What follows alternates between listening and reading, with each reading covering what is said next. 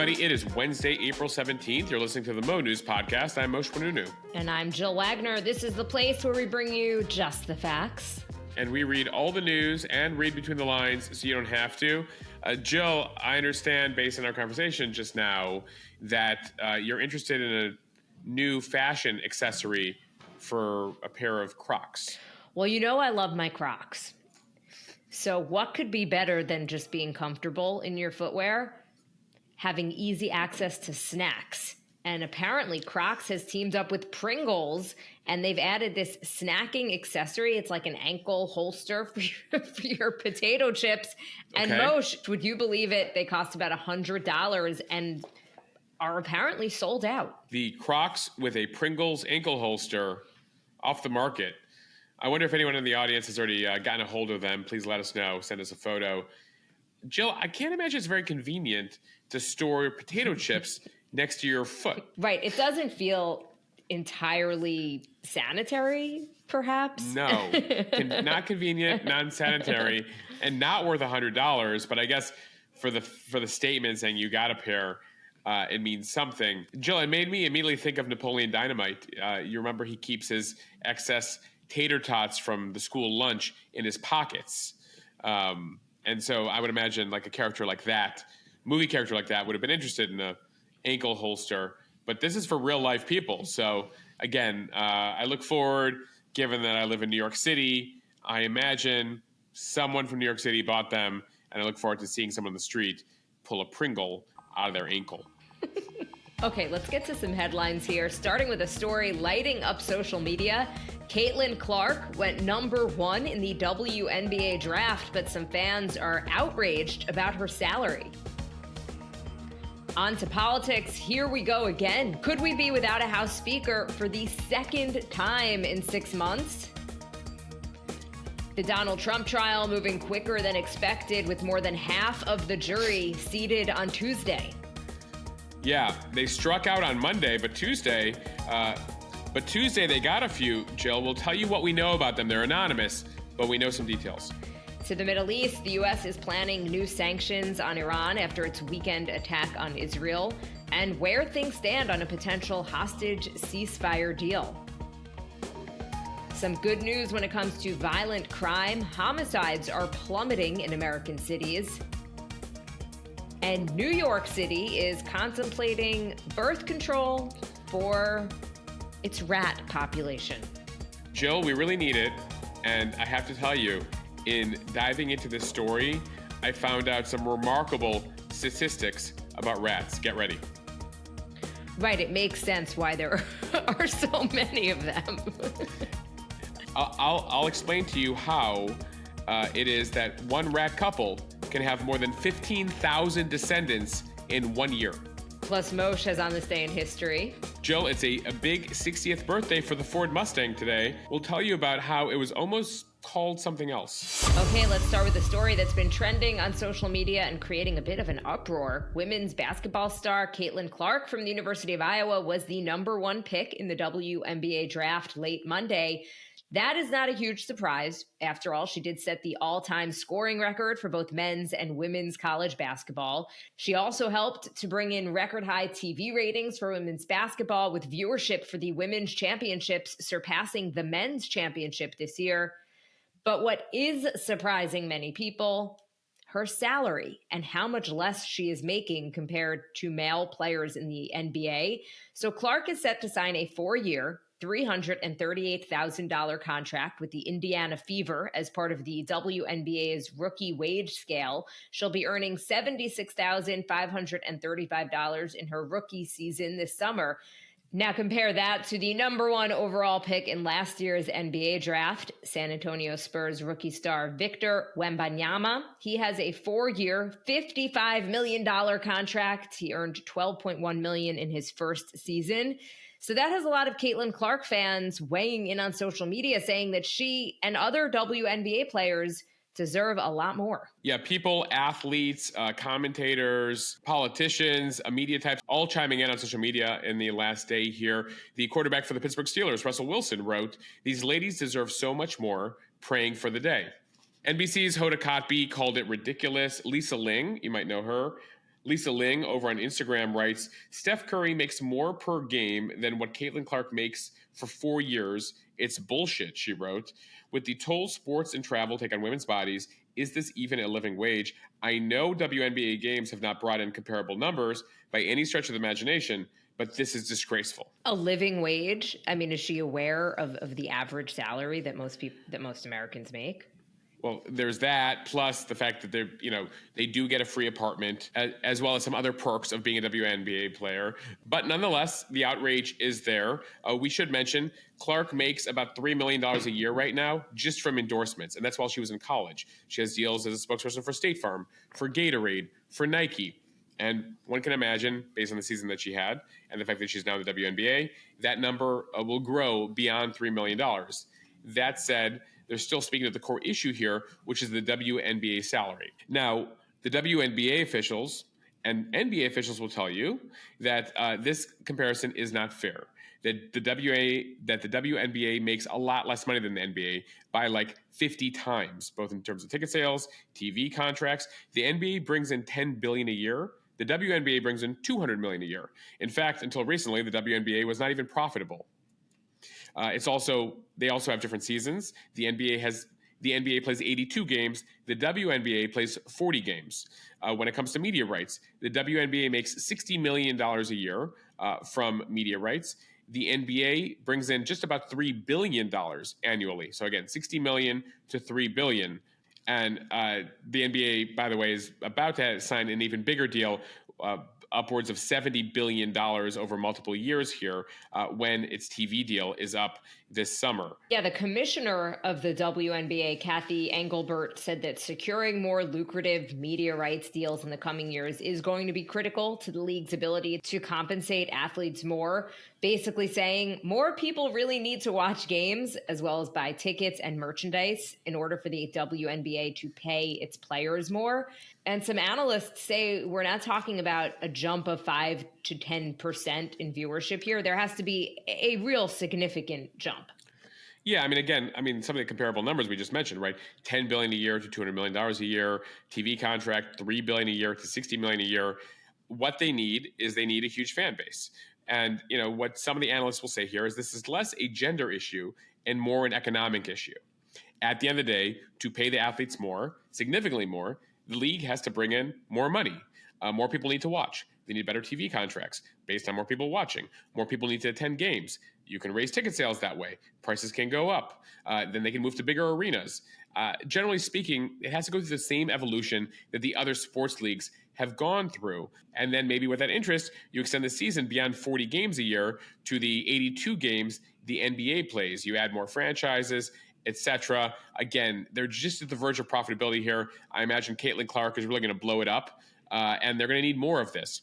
And when I note what the other leagues have gone through, when you look at NBA history, at a comparable age, when the NBA was just a few decades old, nobody was making $1 million. The first $1 million salary, I think, is Moses Malone in '79. The first Michael Jordan rookie contract, when he was a rookie, he got $400,000. He doesn't break $1 million till his fifth season. So really in the 80s is when you start to see the star power, the Magic Johnsons, the Larry Birds, Michael Jordan, etc. And then you finally see them breaking the $1 million threshold. And then, of course, you get to today where, you have these multi-year contracts of upwards of $100 million. Still, rough optics here for the WNBA, right? They're literally making 1% of what NBA players are making. In many cases, Jill, several of the WNBA teams are owned by the same owner as the NBA team in that city, and they've made a huge amount of money. So conceivably, could they move some money over and help pay players more on their squads? Potentially. There's also a larger union contract. Remember, these players are represented by a union. They have a deal right now, which is why you see the numbers that you have. That deal, there's an option for them to effectively kill the deal and renegotiate a new one at the end of this year. I mentioned they'll take that up. The WNBA has also gone for a round of funding to help boost its value and its ability to do more.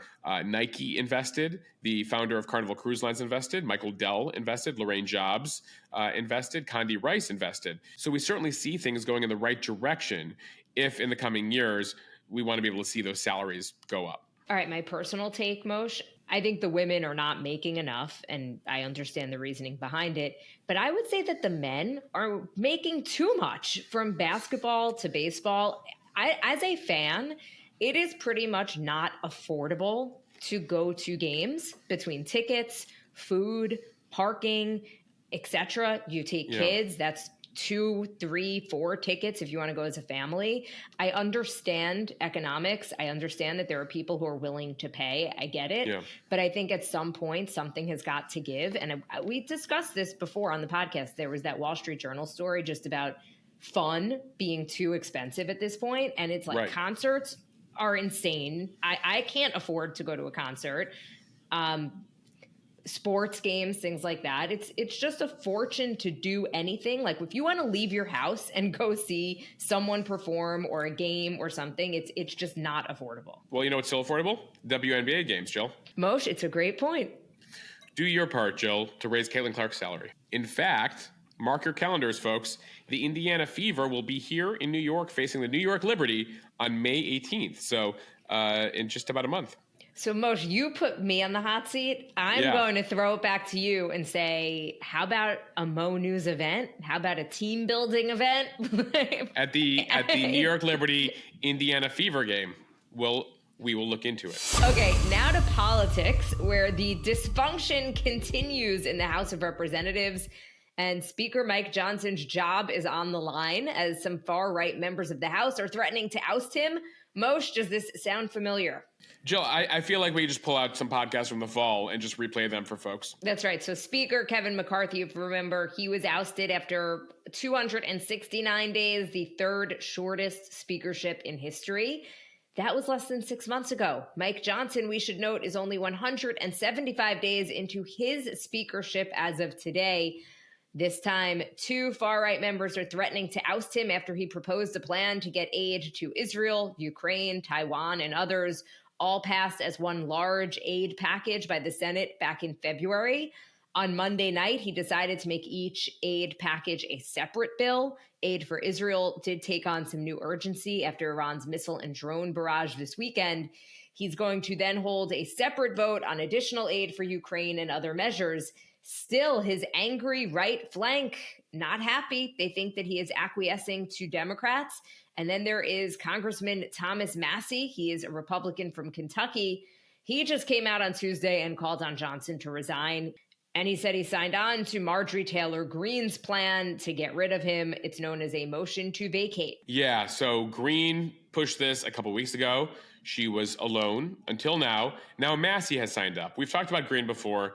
Many of you have heard about Marjorie Taylor Greene. Massie sort of lives on an island unto his own. Jill, people from Kentucky may know him, but he often does things just because he marches to the beat of his own drummer, to the frustration of GOP colleagues, to the frustration of former President Trump. It was something that Democrats and Trump would agree on sometimes. It's just how Massie is this malcontent who disagrees on everything, votes no on everything. He's this libertarian from Kentucky who pisses off most of his colleagues and has decided that he doesn't care. He's totally cool with getting rid of a speaker and now has signed up with Marjorie Taylor Greene. The issue for Johnson is he's got a 2-seat majority, which means 2 Republicans matter. If he had a much larger majority, he could disregard all of this stuff. Now, every single member of his caucus matters, and he's got to try to always make them happy. So the issue here in this motion to vacate, based on the current rules the Republicans have, can put out the proposal, the motion, to vacate the speakership. Say, we need a new speaker. And you just need a simple majority to get there. Now, that happened very easily in the fall because all Democrats voted against McCarthy because they wanted their own guy, Hakeem Jeffries, as speaker. And they had a handful of Republicans who pushed that, and they were successful. They ousted a speaker. This time around, if no Democrats save Johnson, he will suffer the same fate. With literally just 2 members of his own caucus wanting him out. Now, the question here is, will Democrats do that again? There are indications that there are a few Democrats who are like, honestly, there's chaos on the Republican side. It certainly helps our case to tell the American people, do not give the Republicans another House majority in the fall when you vote, because look what they do with it. They just have these internal fights and don't do anything. So the whole group of Democrats are going to be like, let them hang their next speaker and then deal the ramifications. There are also others who say Congress serves a vital function in our democracy, and Johnson is willing to work with us sometimes. Maybe we shouldn't get rid of him. So that's something we're going to be watching in the coming days. Now, as far as Johnson's concerned, he's like, I'm not resigning. This is absurd. I'm just trying to do my job. We need steady leadership. We need steady hands at the wheel. He said yesterday, I regard myself as a wartime speaker. Now, when other members of the Republican caucus are asked about this, one told Axios it's a clusterfuck. Another told Axios we're screwed. So not high hopes among some Republicans that they can solve this here. But most are just like, we can't have more chaos. There are too many important things happening. Massey, Green, sit down. This is the best you're going to get. Literally, Johnson is the most conservative speaker when you look at his politics in modern history. What do you think you're going to get? And the reality check that Johnson and other Republicans like to give the far right is Democrats control the Senate. Democrats control the White House. We control the House. We are just 1/3 of this. So we do need to compromise with Democrats to get things done. As far as some of these far-right Republicans, they don't care. They didn't come to Washington to solve anything. They came to make some noise and get on some TV and stop Congress from doing anything. So that's where we're at right now. And it continues to be a distraction. As you mentioned, important things that need to get done, foreign aid bills. There's a tax cut bill that has been hung up for a while. That's actually hung up in the Senate, though. But there's a whole variety of things. There's no shortage of things that Congress needs to work on. In the meantime, internal fight among Republican leadership in the House. Time now for the speed read from Forbes, an update on the Trump trial. 7 down, 11 to go. Some progress Tuesday in Lower Manhattan as 7 jurors were selected in former President Trump's hush money trial following a rigorous round of questioning. So that means that only 5 jurors are left to be chosen for the 12-member jury, but they will need to also select 6 alternates for a total of 18. For their privacy and security, the jurors' names and identities remain anonymous to the public, but we do know something about each of them. Of those 7 jurors chosen, it includes a corporate lawyer from Chelsea, an IT consultant from Puerto Rico living on the Lower East Side, an English language teacher from Harlem, a salesman originally from Ireland living in West Harlem, and a software engineer with Walt Disney Company. A reminder here, Trump has pleaded not guilty to 34 felony criminal charges for allegedly falsifying documents stemming from hush money payments ahead of the 2016 election. Jill, we shared the jury questionnaire on Instagram yesterday, and it's 42 questions long, and was very interesting in terms of the specific questions they asked around Trump and around media consumption. Around Trump, around politics, and around media consumption.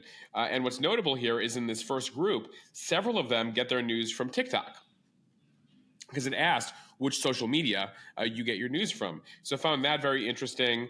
At least 5 of them get their news from the New York Times, which is interesting. Several of them said Google. One person said they watch both Fox News and MSNBC. And this stuff all really came into focus as the 2 legal teams were fighting it out, saying, kick this person off. They're biased in this way. They're biased in this way. Because obviously, they each want to win. And what's interesting here is 2 different strategies. For the prosecution, they got to get 12 jurors, or in the case of the 6 alternates, 18 jurors, in case someone, has to drop off or they kick someone out, who they think all will side with them. For the Trump team, it's finding 1, right? 1 of those 12 who they think could block this, because juries need to be unanimous in a criminal trial. So it's fascinating, as you talk to attorneys here about the strategy. It's also interesting, this group, officially anonymous, Jill, but a lot of details came out about them. And I feel like, given high interest in this, that unfortunately you'll have people digging around on social media and figuring out, we'll probably see names here in the coming days, being like, this is the person who was chosen. The other thing about this that's so interesting to me is that, of course, Donald Trump is sitting in the courtroom. So they have to answer questions about what they think of him with him staring at them. I would imagine that is kind of intimidating. Yeah, one excused juror actually did an interview with NBC yesterday talking about that, being like, oh my God, I'm in the room with the former president and he's staring at me as I talk about my views about him. She then did say, well, he just is some guy, but she still found it intimidating.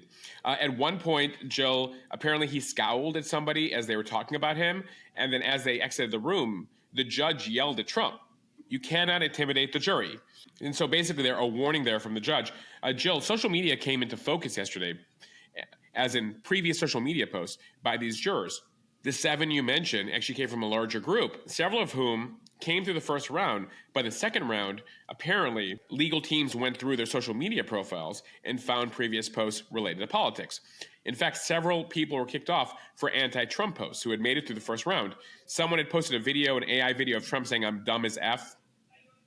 Another woman had posted a joke saying Republicans are projected to pick up 70 seats in prison this election.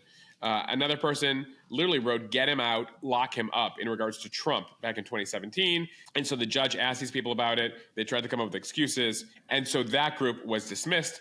Again, we're 7 in here after, again, it was a 0 for whatever on Monday, but Tuesday, some success so far. From the New York Times, the United States plans to impose new sanctions on Iran in the coming days to punish it for the attacks on Israel over the weekend. This is according to Treasury Secretary Janet Yellen.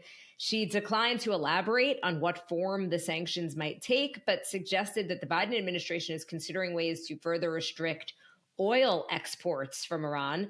The United States also looking at ways to cut off the country's access to military components that it uses to build weapons, like the drones that it used against Israel. Now, the U.S. has imposed extensive sanctions on Iran going back decades, including preventing it from acquiring nuclear weapons or parts for nuclear weapons. That said, those have been loosened or at least not as effectively enforced during the Biden years here. The trend lines as far as Iran's oil exports, military expenditures, nuclear advances have all surged in the past couple of years versus what we saw under Trump. Now, we don't know the details here of what these sanctions will be. What we do know is who is buying a lot of Iran's oil these days? China. So would the U.S. potentially be willing to sanction major Chinese companies for buying energy from Iran? That, of course, achieves their aim of, drying up the funds that Iran has, but at the same time, pissing off China, who we've been trying to rehabilitate our relationship with after it fell very cold in the past couple of years. The other challenge there is when you impose stuff around energy that could raise global oil prices because one of the largest markets in the world for oil and natural gas, Iran. So they have to be very careful here in terms of imposing penalties on Iran without hurting other aspects of foreign and domestic policy. Meanwhile, the G7 is in Washington this week. Those talks will be centered on how to coordinate sanctions to cut off Iran's supply of military components for weapons like those drones that it deployed against Israel. The U.S. will also be talking to other countries, including China, about the need to stop supplying Iran with weapons or technology that it's been using to destabilize the Middle East. While we're in the neighborhood, Jill, we'll just mention this update on ceasefire negotiations. We've reported that Hamas has now rejected several ceasefire deals in the past couple of weeks. According to the Times of Israel, they have now presented mediators with their latest proposal, which now demands even more from Israel if it is to agree to a ceasefire. Notably here now you have the Israelis offering ceasefires and Hamas saying no. What Hamas wants right now is they want effectively a 5-month ceasefire, it looks like, based on this recent deal. First, they want a 6-week pause. No hostages are exchanged to Israel during those first 6 weeks. Hamas says it needs 6 weeks to figure out where hostages are. Then hostages would be freed over the second and third phases. A reminder, there's upwards of 130 hostages, Israeli hostages, still inside Gaza, including several Americans. At least 30 are presumed to be dead, but if you're reading through some of the Hamas words, but the takeaway from some of the Hamas statements recently is that sadly that number might be higher. What Hamas is also demanding as part of this deal, so they want the 5-month deal, nobody released in the first 6 weeks. They also have upped the demand for Palestinian prisoners. So they're now demanding 30 Palestinian prisoners for every one hostage. Back in November, the Hamas demand was 3 Palestinian prisoners from Israeli prisons in exchange for every hostage. Now it's 10x that, 30 to 1. Notably, they want more than 1,000 prisoners released from Israel, including more than 100 who have committed murder and are serving life sentences in Israeli prisons right now. The Israeli pushback so far has been that these are non-starters. But if you're reading through everything right now, the impression is that Hamas doesn't see a need right now to compromise, that they're getting a massive amount of new humanitarian aid into Gaza. They don't really need that. They see Iran attacking Israel. They see a divide between the U.S. and Israel. And so as far as they're concerned, what's the point? Let's save these hostages for something down the road. And so that's why you've seen the stakes change here in the past couple of weeks. And one of the reasons why you see, in this case, Hamas continuing to up its demands as part of a potential ceasefire deal. From the Wall Street Journal, the number of homicides in major American cities is falling at its quickest pace in decades, following huge jumps during the pandemic. Murders declined by nearly 20% in 204 cities during the first 3 months of 2024 compared to the same time last year. This is according to Datalytics, a criminal justice consulting firm. So we're talking about the numbers going down in Boston, Philly, Miami, Dallas, D.C., New York, Chicago, among others. At this pace, the murder rate in the United States could match its level in 2014, when many cities saw 30-year lows in violent crime and homicides. Now, some cities like Atlanta, Denver, Los Angeles, and Portland did report a rise in homicides as of early April, but those increases, as I mentioned, are outliers compared to the vast majority of major American cities. During the pandemic, homicide rates shot up around the country, jumping nearly 30% in 2020 from 2019. Now, we should note these are just murder numbers. In regards to other crimes, we're still seeing increases in certain crimes, especially grand theft auto and some other crimes. But this key stat when it comes to homicides is good news. Now, authorities who look into these issues attribute the spike that we saw in the last couple of years to several factors. Crime prevention programs, courts, prisons, all being unable to operate normally during COVID, young people not in school during shutdowns, law enforcement really pulling back after the social unrest related to the killing of George Floyd. But as we've seen the numbers spike in the past couple of years, people have doubled down. Cities have doubled down here, and police are now more engaged. Departments are working to hire more officers. Law enforcement funding is increasing again in certain cities across America. And nationwide, of course, social unrest has cooled compared to 2020. At the same time, polls show that crime continues to remain a top concern here. During the election is an issue that Republicans regularly edge Democrats in. The question is, can the numbers here continue to go down, and will Americans feel it when they go to vote in the fall? From CNN, a year's worth of rain unleashed immense flash flooding in Dubai on Tuesday as roads turned into rivers and rushing water inundated homes and businesses. A shocking video showed the tarmac of Dubai International Airport, recently crowned the second busiest airport in the world, underwater as massive aircraft tried to navigate floodwaters. Large jets looked kind of like boats moving through the flooded airport as water sprayed in their wake and waves rippled throughout the deep water. Yeah, to put this into perspective, yes, it was only 4 inches of rain for those of you in areas where it rains in about 12 hours. But that's what Dubai gets for an entire year in 12 hours. So they just did not have the drainage capacity for that. Some of you in San Diego or Phoenix might be familiar with that. When you get just an inch or two of rain, how you see flooding happening. Because again, where you live is just not built for rain because it is so rare to get it in these numbers. In many cases, people have to abandon their cars in Dubai. And by the way, when we're talking about Dubai, Jill, you're talking about some very expensive cars in some cases. That's pictures of trapped in the water, some of these Lamborghinis, Ferraris, Bentleys that turned into boats for people over the last couple of days. And from National Geographic, the New York City Council is considering whether to use rat birth control to help curb the estimated 3 million rats in New York City. Rats are prolific breeders, with one pair having the potential to produce 15,000 descendants in a year. That's right, Moshe, 15,000. And the birth control could help inhibit their ability to procreate. The rat contraceptive pellets contain active compounds that target ovarian function in female rats and lead to infertility in male rats. By disrupting sperm cell production, the pellets are full of fat and salt and are supposedly so delicious that rats prefer them to digging through the trash.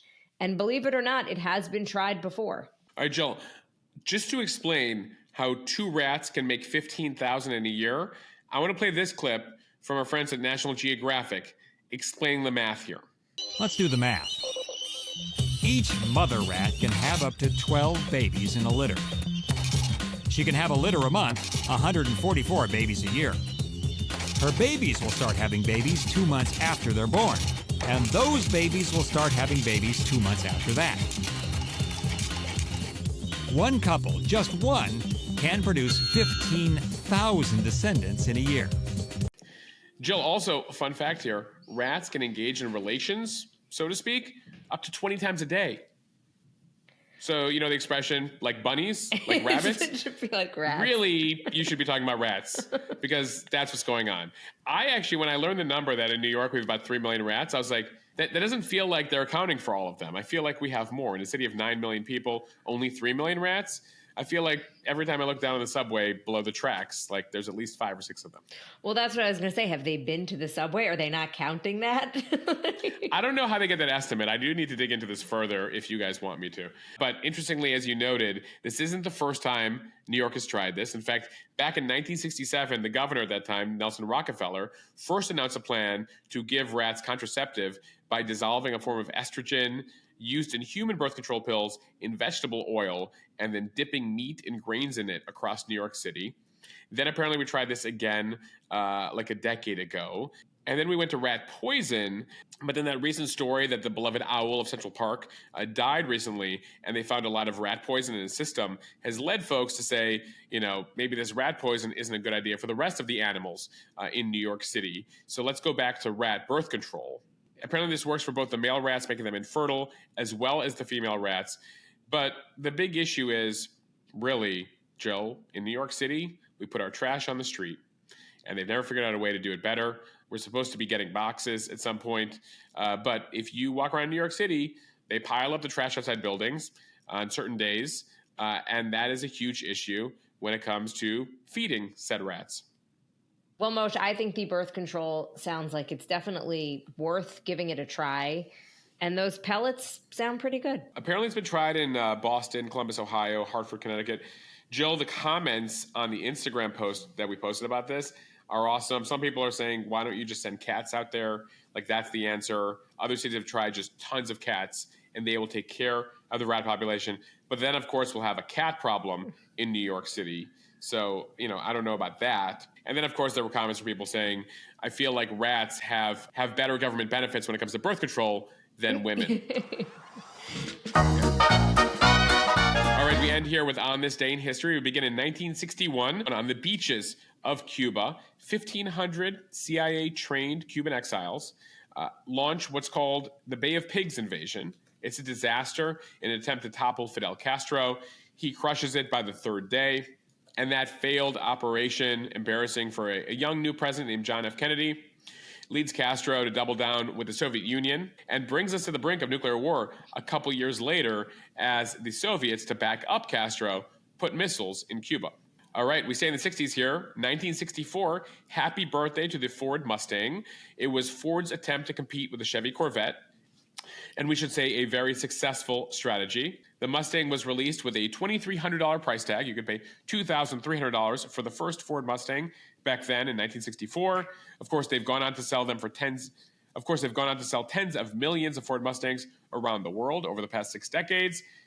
Fun fact, they were on the verge of calling it the Ford Cougar, but decided to go with Mustang instead. All right, on this day in 1970, the 3 astronauts from Apollo 13 splashed down in the Pacific Ocean, ending one of the most tense chapters in space history.